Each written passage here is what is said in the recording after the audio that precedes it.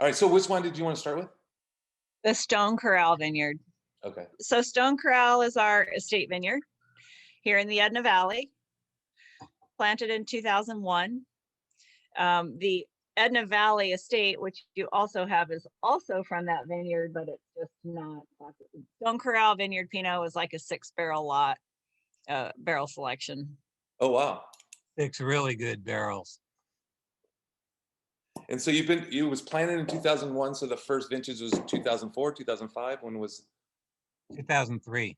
2003.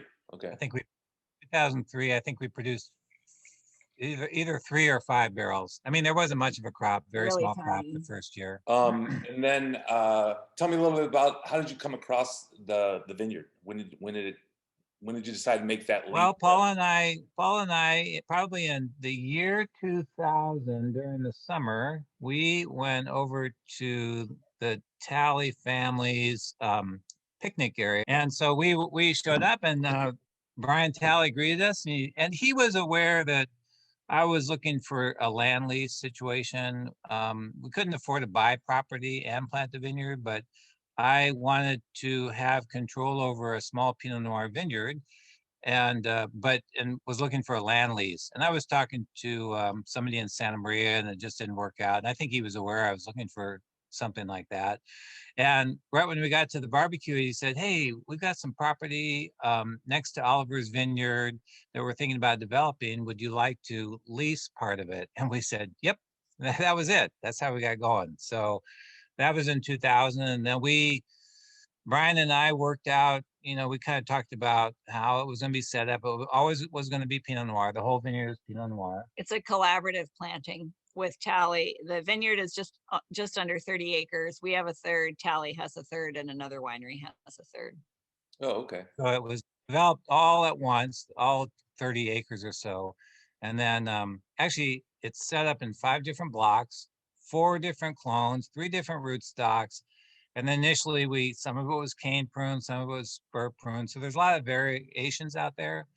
And then after it was established, Brian said, "Well, how should we split it up?" And I just suggested he put together a program where we split up each of the 5 blocks. And if he could kind of lay it out so that each of the people working with Stone Corral get about the same mix of clones and rootstocks, and we'll go from there. And he offered a couple of proposals to both us and the other winery that leases the property. And of course, the other winery and I picked the same areas. And then I said, "That's fine. You take that one. I'll take my second choice." And who knows, Yeah. But at least this way, we've got a little part of the upper vineyard, a little part of the lower vineyard. And so that I think our risks, or that the potential for one person getting all the good area and one person getting the less good area, it wouldn't be that situation. So do you have? Sorry, go 20 ahead. years in, we've learned that the one winery getting all the good area and one winery getting all the bad area is really a frame of mind from the third player. We're happy with our grapes. Let's put it that way. And so do you have the same vines every year, or does that rotate around, or you? Oh yeah, no, it's the same. It's the same. So it's the area. So and there's 5 different blocks, and we cleverly named them blocks 1 through 5.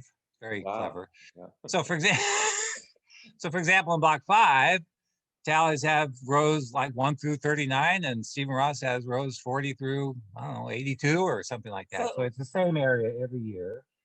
We do make some independent farming decisions, though, about our sections in each block. Is it the same? Some of them are. Is it the same vineyard management team that does the whole vineyard, and you just tell them that you want? Yes, it is. And so the Talleys are both our landlords and the vineyard management company. So they take care of the vineyard. So in certain areas, like certain things with sprays or maybe cultivating the soil or planting the cover crop, they can do everything at once. And so it's very efficient. But if I want my block 3 pruned a different way, they can do that also. And certainly with picking decisions, it's all up to the individual winery when they do that and how they do that, and things like that. Different compost decisions. Yeah, I'm kind of aggressive on compost and mulching and things like that, more so than the other 2 wineries. So we get to do that. Cool. The vineyard is grown pretty much organically, but is not certified organic. It is SIP certified. Oh, it is. I don't know if Okay, you know cool. what that is. Yeah, I do. Yeah, Yeah, I've done sustainability. some work with them.